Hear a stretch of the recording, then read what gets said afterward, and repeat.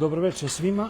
Evo nas u još jednoj večeri po već sad pomalo ustaljenom običaju sa jednom novom temom.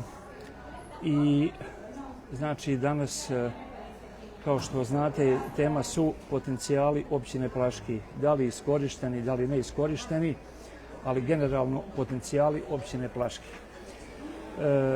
Tu možemo staviti naglasak na ono što je priroda dala i ono što je čovjek dao u proteklim desetljećima i stoljećima. Znači, imamo i Hum, imamo i Kapelu, imamo i Vrnjiku, imamo i Dretulju, imamo i poljoprivredu i državnu cestu 42, koja nije nekog prvog ranga, ali ipak vodi sa jedne na drugu važnu stranu svijeta ili lokalnog našeg regionalnog dijela Hrvatske, i prugu o kojoj smo juče imali dosta priče, tako da na nju se ne bi puno vraćalo. Osim svega toga što do sad nisam spominjao, znači Plaški je nekad bio industrijski centar sa poznatim zagađivačem, međutim nakon tih desetina godina otkad tvornica ne radi, ona je zapravo stala negdje 90. čini mi se, međutim ostala su 34 hektara industrijskog zemljišta koje ima i industrijski kolosijek i koje ima rijeku pored sebe u sredine Hrvatske, što sam već više puta spominjao i za samu lokaciju mjesta. Znači, provlačili su se stečajni postupci godinama, jedna ročišta, druga, treća. U svim tim godinama aktualni vlasnik je imao između ostalih i neplaćene pristojbe prema lokalnoj samoupravi, prema općini Plaški, znači građevinske komunalne takse i slično.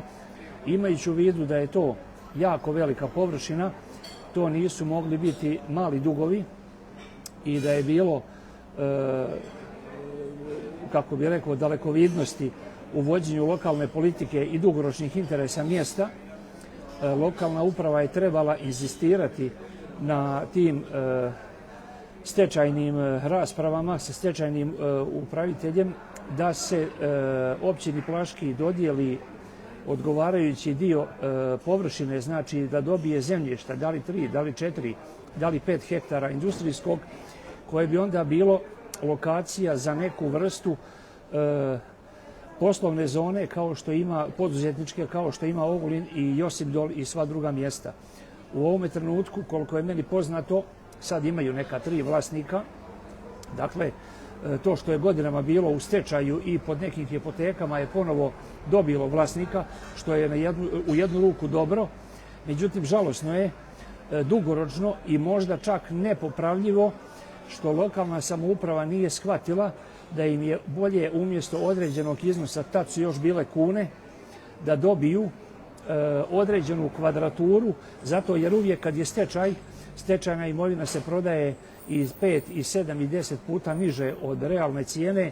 Znači za tu neku, slobodno mogu reći, šačicu kuna koja je, iako je naplaćena, nisam ulazio u promete novca općine u tom periodu, pa ne mogu reći sa sigurnošću ni o kom se iznosu radi, ni da li su nešto naplatili, pretpostavljam da jesu, ali to je smiješno u odnosu na realnu vrednost industrijskog zemljišta koje ne može biti manje od 50 eura po kvadratu na toj i takvoj lokaciji. Dalje, 2021. godine, kad je onako iz neke čudne informacije počelo da isplivava da smo moguća lokacija za odlaganje industrijskog otpada i ne samo iz Hrvatske nego iz EU, to je otprilike nešto sa čim se sad bore Gospić i Otočac i ostali, znači vrlo je blizu nas. Možda je taj strah bio i opravdan. Desilo se da je u tom trenutku su vršene izmjene i dopune županijskog prostornog plana Karlovačke županije. I ja sam na neki način iz očaja ili iz straha, ali i iz najbolje namjere poslao kao građanin prijedlog da se lokacija tvornice Plaški označi ili uvrsti kao buduća zona za solarnu energanu, jer solarni paneli sigurno ne mogu biti značajni izvor kontaminacije, ni buke, ni bilo kog drugog izvora bilo koje vrste zagađenja, jer se tvornica ipak nalazi, pa možemo reći, u centru samog mjesta.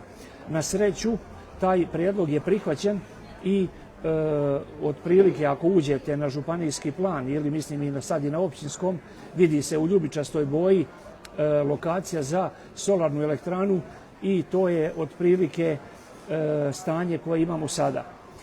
Znači, ako idemo dalje, gledajući šta bi se još moglo razgovarati o nekoj perspektivi, tu će valjda ti vlasnici nešto da rade ili će opet da propadaju ili ne znam s kim da se udružuju, to ćemo da vidimo u hodu. I ako bi se ukazala prilika da u nekom budućem stečaju, ako do njega dođe, da općina Plaški poduzme i prihvati realnu kvadraturu, a ne određenu financijsku naknadu, ako bi postojale neke financijske obaveze, znači tvrtke koja vodi posao, mislim da bi to bilo od velikog značaja za budućnost i razvoj mjesta. U istom tom periodu, kad sam predložio da se ta zona pretvori u solarnu elektranu, općina Plaški ima ozbiljne čestice u površinskom smislu. To su i po 5, i po 10, i po 15 hektara u onome dijelu iza leđa Klašnice prema poligonu. I znači to je jedna po meni fantastična lokacija za golf teren. U Hrvatskoj ima jako malo golf terena iz prvog razloga što je godinama bio zakon da za golf teren mora biti građevinsko zemljište, a da bi se izgradio golf teren, znači za veliki golf, da li sa 9, da li sa 18 rupa, potrebno je od 30 do 60 hektara zemlje. Znači, malo ko je imao toliko kvadrature građevinskog zemljišta u nekom priobalju gdje je zemlja po zlato, kvadrat ide i do 1000 eura, negdje možda i skuplje. Znači, naše mjesto može biti jedna izuzetna lokacija za razvoj golf turizma.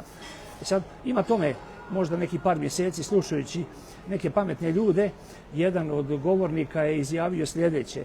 Kaže, obratite pažnju na veličinu lopte. Što god je lopta manja, to su oni koje taj sport zanima bogatiji. Znači, jako mnogo novca se vrti u nogometu, što je logično, međutim, nogometna lopta je značajno veća od teniske. I u tenisu se vrte ozbiljni milioni kroz sve te turnire i popratne manifestacije koje idu uz njihovo znači održavanje.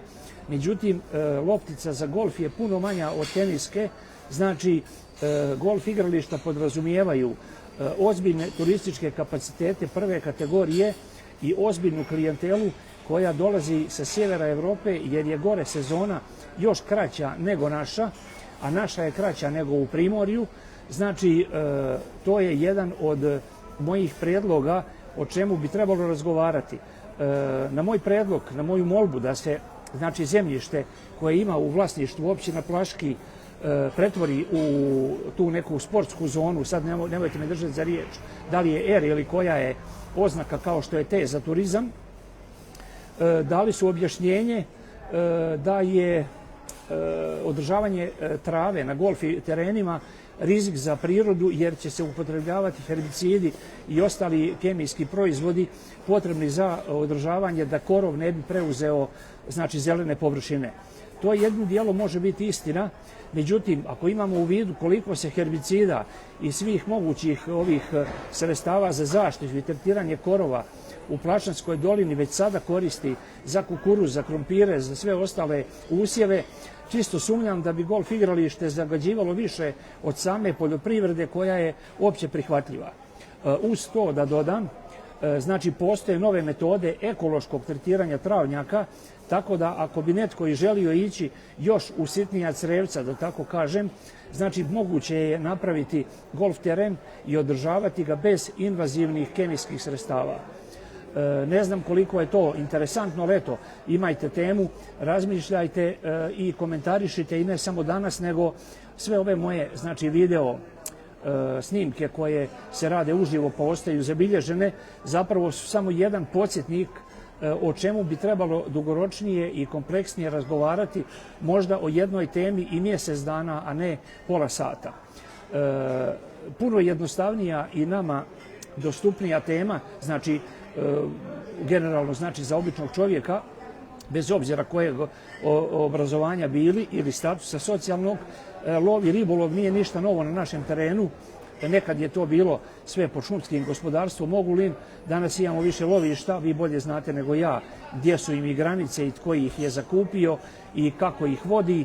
Znači ti ljudi već imaju neki biznis u toj priči i siguran sam da povezivanje lokalne zajednice u još širem obimu kroz davanje smještajnih i drugih usluga potencijalnim lovcima koji bi naravno najavljivali svoje dolaske i odrađivali svoje lovačke termine sa onima koji vode samo lovište.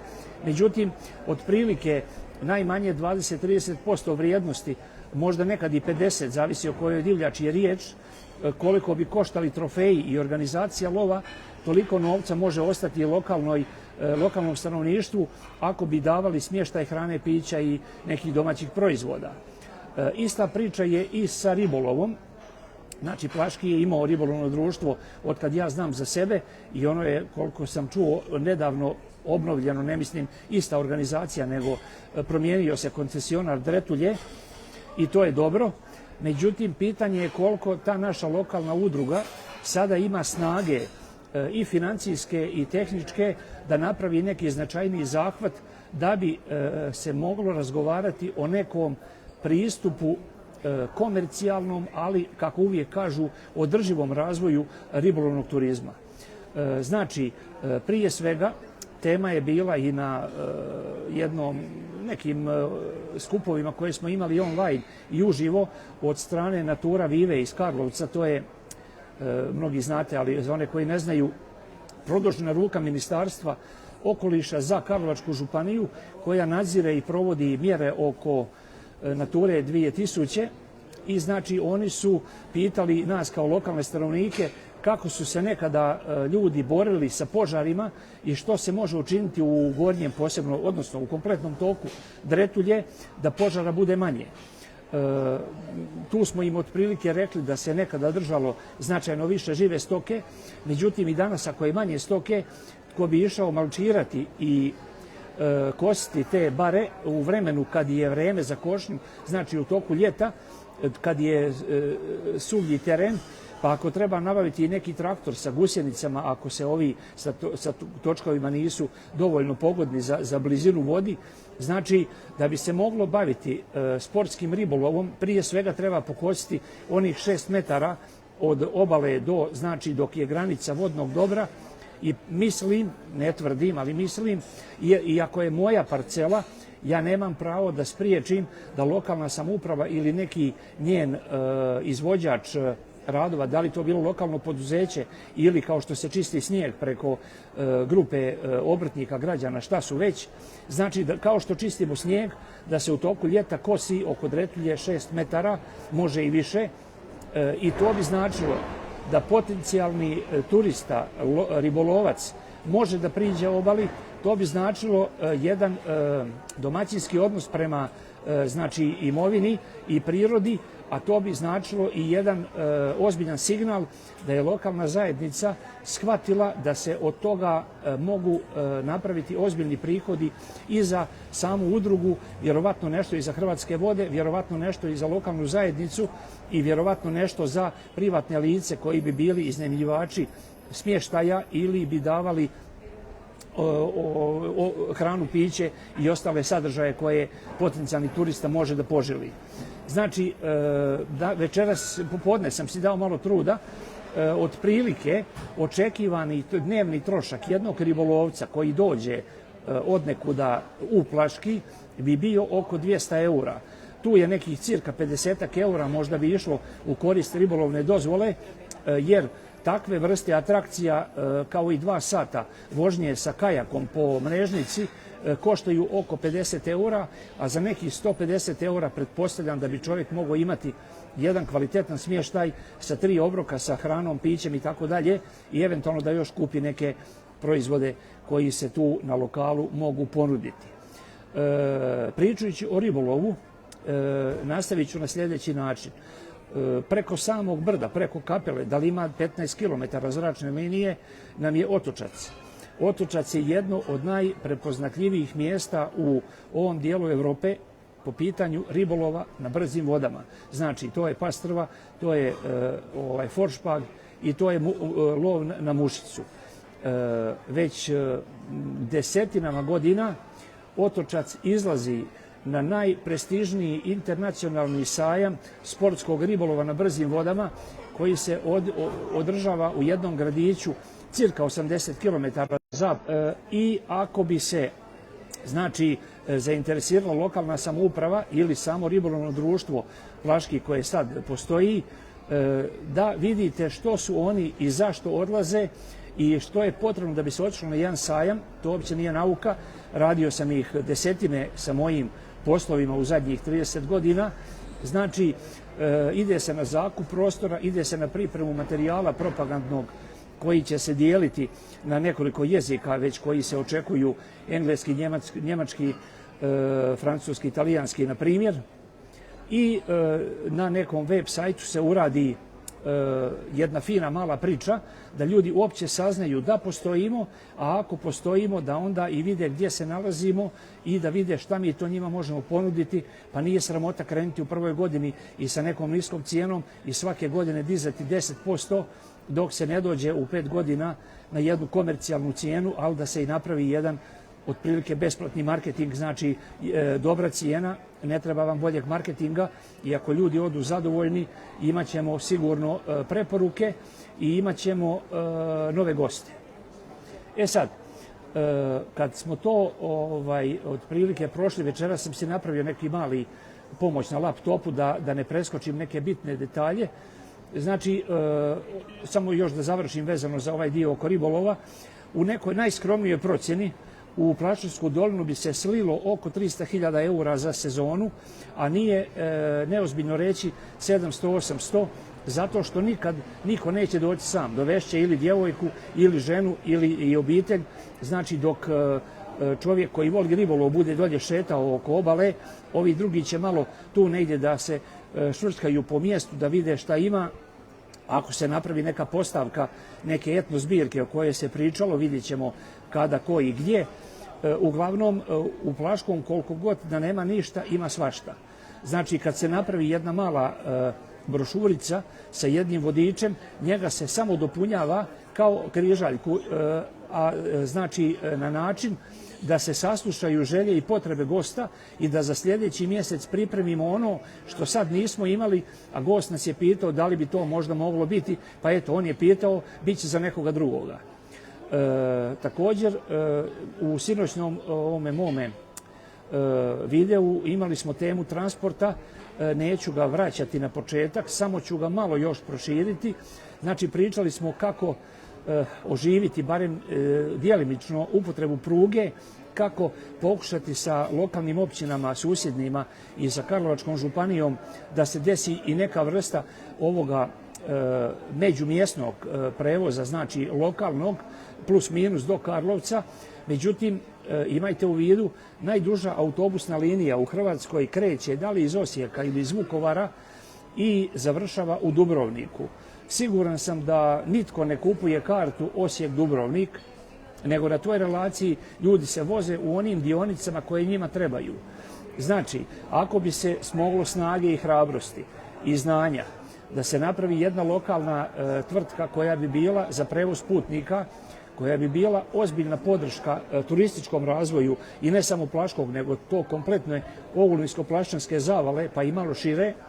Znači, nije nimalo glupa ideja da se naprave 2-3 dugačke linije. Možda bi jedna mogla ići iz Varaždina za Dubrovnik, jedna bi mogla ići iz Trsta za Osijek i treća bi mogla biti, što sam sinoć spomenuo, iz Bihaća za Selce ili Crkvenicu. I kad bi se te 3 linije križale u Plaškom na jednom mjestu, imajte u vidu da bi ljudi mogli presjedati kao što presjedamo u Oštarijama na riječki vlak nekada ili zagrebački, zavisi kud je ko išao. Vjerujte mi, živimo u jednoj digitalnoj transformaciji koja je i opasna i fantastična. Sve zavisi kako koristimo resurse koje nam je 21. stoljeće donijelo. kad je čovjek pravio patent, odnosno formulu za barut, on nije planirao da proizvede svjetske ratove. Njegova namjera je bila da napravi, da omogući ljudima da grade ceste, pruge, tunele i mostove. Nažalost, Homo sapiens je to razumio kao alat za ubijanje, a ne alat za razvoj. Znači, ako danas koristite internet na pravi način, vi možete napisati na pitanje kako da zaradim prvih 100 eura.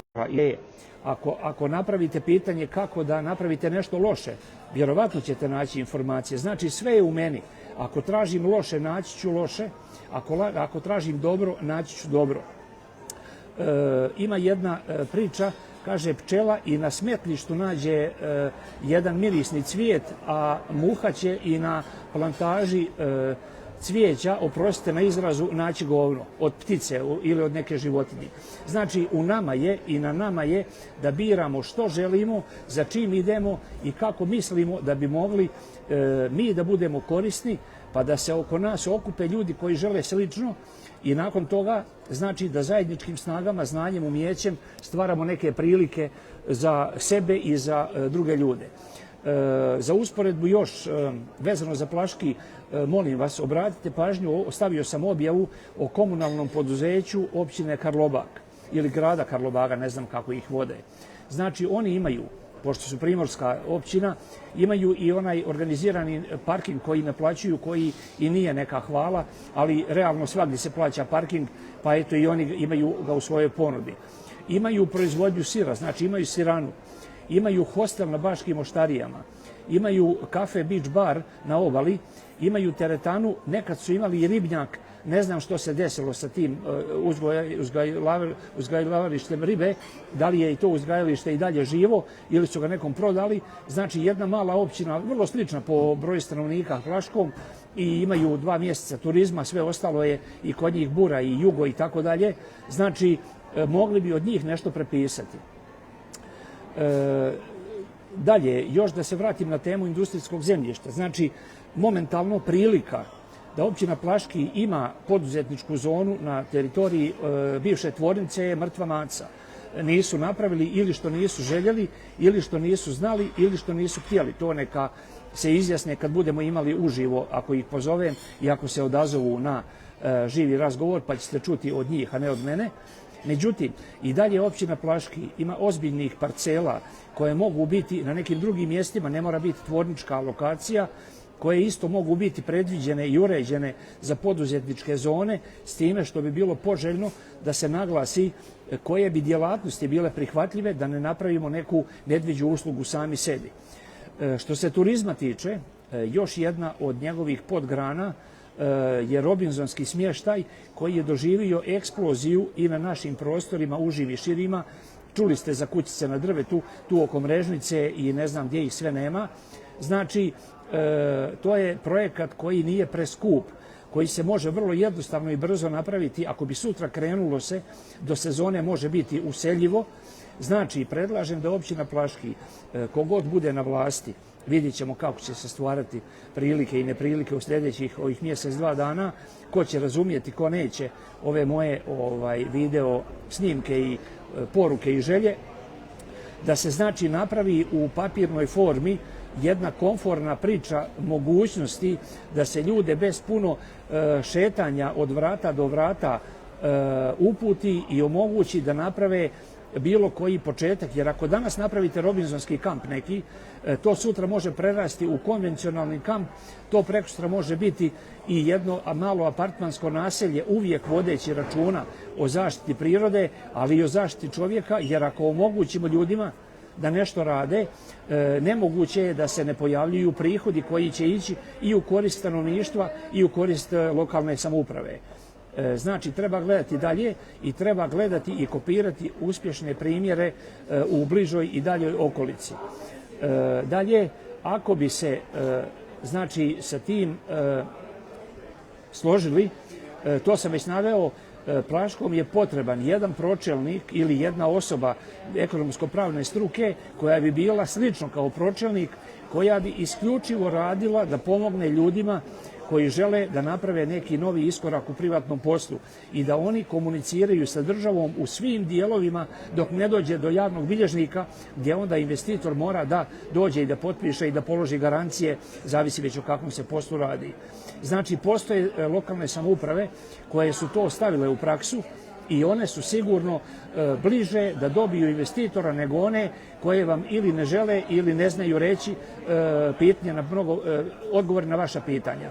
O poreznoj politici smo imali posebnu večer. Ponovit ću još jedno. Ne može država, ne može županija i ne može općina ili grad da živi bez poreza. Međutim, treba razvrstati između poreza i nameta. Znači, sve što može biti minimalno, da bude minimalno, jer bolje je imati 100 kuća za turizam ili 100 zanatskih radnja koje će vam dati 100 eura, nego da imamo 10 koje vam daju po 1000. Ako se teret javnih davanja rasporedi na što više učesnika, oni će sa manje novca to lakše platiti, a zajednica ponovo dobiva novac sa kojim može da investira i održava sve one servise koji su nam potrebni da bi imali dobro danas i bolje sutra. Znači, to bi, mislim, bila neka moja vizija o ovome što sam za večeras najavio.